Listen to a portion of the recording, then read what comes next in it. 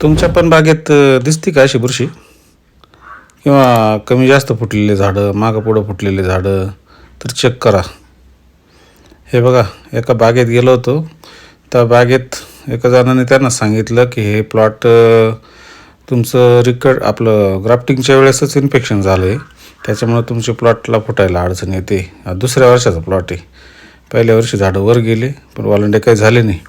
मग आपण निष्कर्ष काढू म्हटलं काय ते. माझ्या मते कॉइलिंगची उंडी भेटली असेल यांना, त्याच्यामुळं कदाचित असं झालं असेल कॉइलिंग. मग आपण खणून बघितलं. बाजूबाजूने मध्ये येत मुळ्या काही जास्त लांब गेलेल्या नव्हत्या. आधी शंका थोडी कॉइलिंगचीच आली, पण नंतर जेव्हा खणत पुढे गेलो आणि झाड डायरेक्ट मग उपटूनच बघितलं तर कॉइलिंगचा काही विषय नव्हता झाडामध्ये. तर मुळ्या जेव्हा दिसल्या ना, त्या मुळ्यांवर इतकी भयानक मुळी काळी पडून कुजून गेली होती.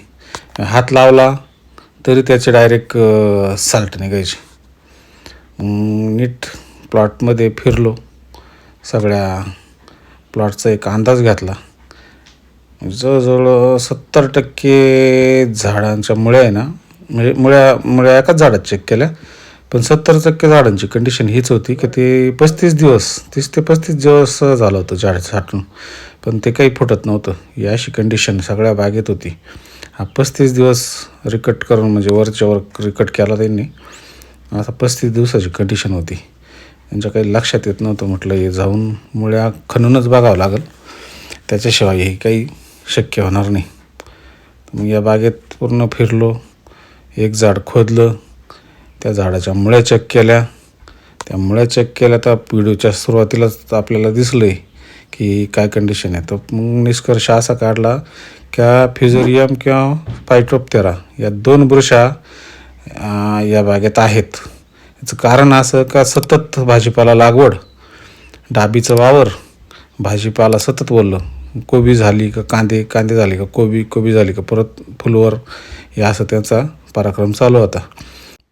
तर सतत ओलावर राहिल्यामुळं या बागेमध्ये फ्युजेरियम आणि किंवा फायटोप्टेरा बुरशी या बुरशा खूप वाढून गेले. त्याच्यामुळे या बागेची मुळ्या एकदम जाम झाले. आता या बागेला रोडोमिल गोल्ड लगेच 1 किलो एकरी सोडायला लावलं. त्याच्यानंतर कॉपर आणि 22 टीन परत 2-3 दिवसांनी सोडायला लावलं आणि 8 ते 10 दिवस गॅप देऊन ट्रायकोडर्माला 2 लिटर एकरी जर सोडलं ना, तरी ह्या बुरशीचा कंट्रोल 100% मिळेल. आणि तरी आपल्याला महिनाभर ऑब्झर्वेशनमध्ये कडाची गल्ली, पाणी कमी, मापात सगळे झाडं व्यवस्थित फुटले, काही अडचण आली नाही. धन्यवाद मित्रांनो. असेच व्हिडिओ बघत राहा, फॉलो करा, शेअर करा, लोकांपर्यंत पोहोचवा. धन्यवाद.